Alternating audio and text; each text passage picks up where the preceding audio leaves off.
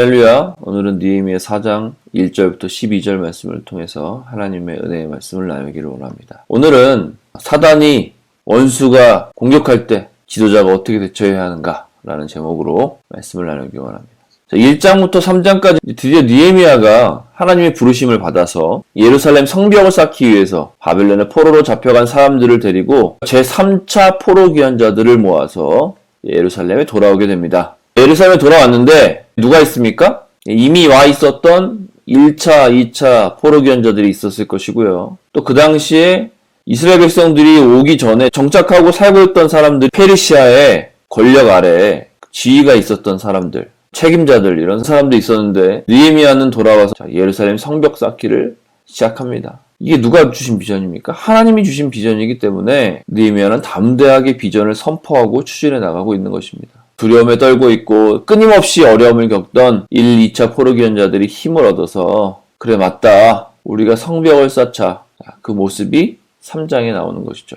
그런데 반대와 어려움에 부딪히게 되죠. 항상 하나님의 일을 할 때는 반대와 어려움이 반드시 있는 것 같아요. 하나님이 부르신 일을 믿음으로 순종하며 나아가면 모든 일이 잘 될까요? 사람들은 칭찬해주고 격려해줄까요? 우리와 함께하는 사람들은 불평하지 않고 순종하며 잘 따라올까요? 그렇지 않습니다. 대부분 반대에 부딪히게 된다는 것입니다. 사단은 끊임없이 우리를 공격하고 하나님 그냥 보고만 계시는 것 같이 느껴집니다. 사단은 우리를 어떻게 공격하는 것일까요? 이것을 아는 것은 매우 중요합니다. 지피지기는 백전백승이다. 적을 알고 나를 알면 백전백승이다 하지 않습니까? 사단이 어떤 루트로 공격할 것인가? 외부적으로는 어떻게 공격할 것이고 내부적으로는 또 어떻게 공격할 것인가? 적을 알아야 우리가 승리할 수 있는 것입니다. 오늘날 우리가 하나님의 부르심을 받아서 일을 해 나갈 때 반드시 방해가 올 텐데 어떻게 대처해 나갈 것인가? 그 해답을 얻는 시간이 되기를 소망합니다. 1절에 산발랏부터 시작해가지고 3절에 암몬 사람 도비아 그리고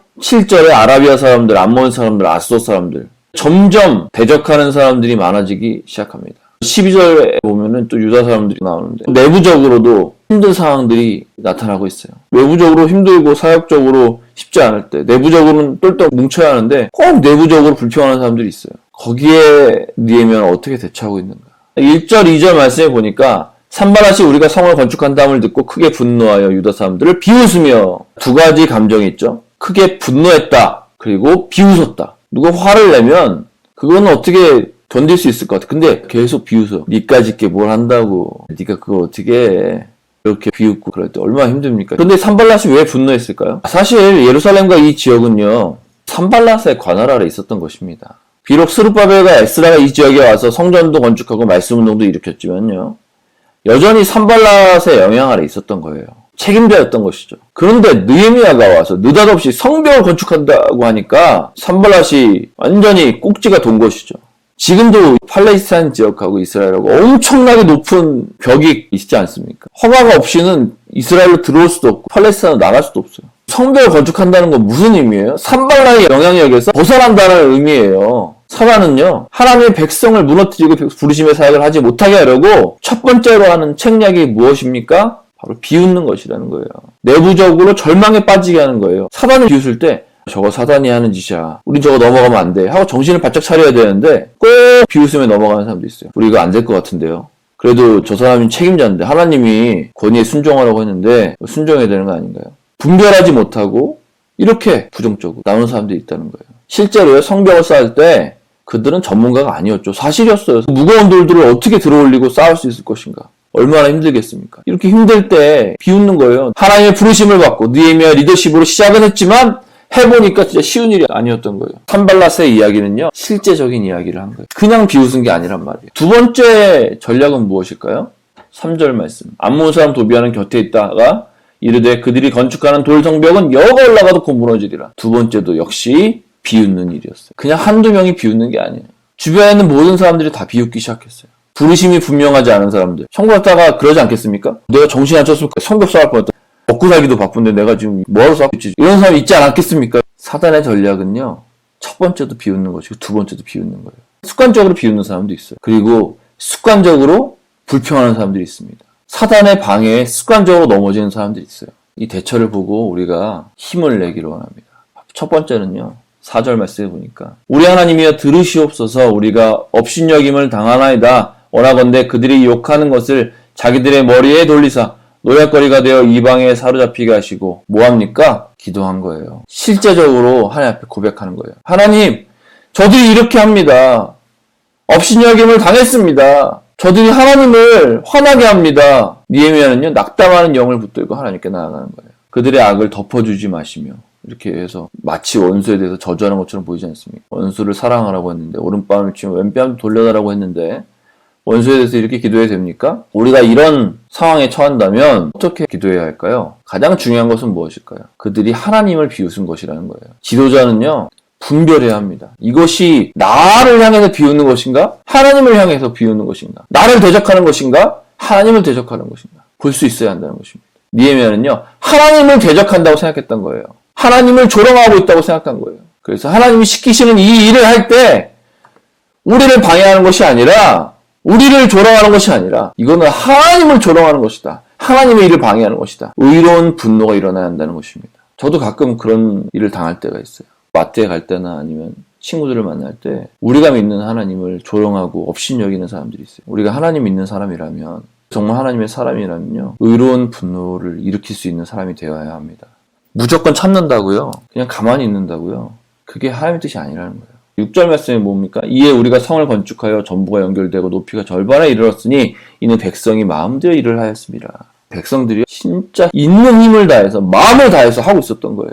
거의 절반 정도를 하고 있었던 거예요. 우리가 지금 인터넷 사역하고 있고 복음을 전하고 있지 않습니까? 그럴 때 누군가 와서 그럽니다. 야, 그거 해서 뭐하냐? 그거 해가지고 사람들이 변화되겠어? 복음 전할 수 있겠어? 힘 빠집니까? 안 빠집니까? 이스라엘 백성들도요. 거의 건축이 되어져 갈 때 힘을 다해서 하나 되어서 일을 할 때 이런 조롱하는 일이 일어난 거예요. 그때 사단은 멈추지 않고 계속해서 더 많은 사람들을 동원합니다. 7절에 산발락과 도비아와 아라비아 사람들과 암몬 사람들, 아스돗 사람들 이제 한두 명으로 안 되니까 떼거지로 몰려와가지고 방해를 하기 시작합니다. 예루살렘 성이 중수되어서 허물어진 틈이 메꾸어져 간다 함을 듣고 심히 분노했다고 했어요. 그래서 다 함께 꾀하기를 예루살렘을 가서 그것을 치고 그것을 요란하게 하자. 이제는 공권력을 이용해서 하기로 한 거예요. 첩첩산중 아닙니까? 한두 가지의 어려움을 넘어서니까 이제는 더 많은 어려움이 찾아오고 있어요. 느헤미야가 사람들을 붙들어서 다시 일으켜놨는데 또다시 공격하고 있는 거예요. 사단의 전략은 우리를 넘어뜨리는 것입니다. 우리를 방해하려는 것입니다. 결국은 우리가 넘어지게 해서 우리가 포기하게 하는 것입니다. 주변에 포기하는 사람들 많이 보지 않습니까? 그때 얼마나 안타깝습니까? 저는 사단을 생각할 때마다 분노가 일어나요. 정말 보이기만 해봐라. 내가 어퍼커트를 날려버리겠다. 사단에게 넘어가지 마시길 축복합니다. 이때 지도자는 어떻게 대처할까요? 9절 말씀에 우리가 하나님께 기도하며 첫 번째는요. 또 기도해요. 지도자는요. 기도하는 사람이라는 것입니다. 공동체를 기도하게 합니다. 기도밖에 없다는 것입니다. 그리고 두 번째 한 일이 무엇입니까? 파수꾼을 세웠다는 것입니다. 그냥 기도만 하는 것이 아니고요. 적들을 대비했다는 거예요. 그러나 그때 견디지 못하는 사람들이 나오기 시작해요. 내부적으로 무너지기 시작한다는 거예요. 불평하기 시작합니다. 유다 사람들은 이르기를 흙무더기가 아직도 많거늘 짐을 나르는 자의 힘이 다 빠졌으니 우리가 성을 건축하지 못하리라. 이제는 확신하며 얘기하는 거예요. 이제는 우리 힘으로는 안 돼요. 이제 힘도 없어요. 웬만한 지도자는요. 여기서 그래 우리 하지 말자. 우리 힘으로 뭘 하겠냐. 포기하자. 이렇게 됩니다. 근데 기도하는 지도자는요. 하나님의 뜻을 구하고 하나님의 뜻이 성벽을 건축하는 일임을 확신할 때는요. 무슨 일이 있어도 그것을 완수해 나가는 것입니다. 여러분은 어떤 사람입니까? 하나님의 뜻임을 알 때 목에 칼이 들어와도 어떤 고통과 역경이 있어도 그것을 해내는 사람입니까? 아니면 그냥 그 환경에 순응해서 우리는 안 돼. 우리가 하나님의 음성을 잘못 들었나 봐. 이렇게 하는 사람입니까? 12절에 보니까 근처에 사는 유대인들도 와가지고 얘기하는 거예요. 야 빨리 와. 공격해서 오면은 널 다 죽어. 그냥 빨리 피신해서 다시 집으로 돌아와. 집에 있는 부모들도 얘기하는 거예요. 부모님들이 지금 코로나야 빨리 들어와. 너 지금 돈 벌어야 되잖아. 너 미래를 준비해야지. 결혼도 해야지. 너 뭐 하는 거야? 하지 않습니까? 그때 우리는 부르심을 놓쳐버려요. 내가 왜 터키에 왔는지, 내가 지금 왜 사업자가 됐는지 잊어버려요. 느헤미야는요 부르심을 받아서 이 일을 하고 있지만 외부적인 공격뿐 아니라 내부적으로도 공격을 받고 있는 거예요. 사람들은 두려워하고 있고 불평하고 있는 것입니다.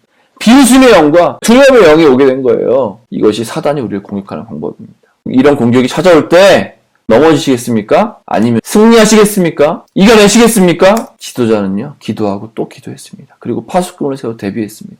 오늘날 우리는 어떤 사단의 공격을 받고 있습니까? 그리고 나는 그 공격을 어떻게 대비하고 있습니까? 깨어서 기도하고 있습니까? 그리고 전략을 주님께 받고 있습니까? 불평하고 원망하는 사람들이 내 주변에 있을 때 나도 함께 불평하고 원망합니까? 비웃는 사람들이 주변에 있을 때 어떻게 합니까? 깨어 있어야 합니다.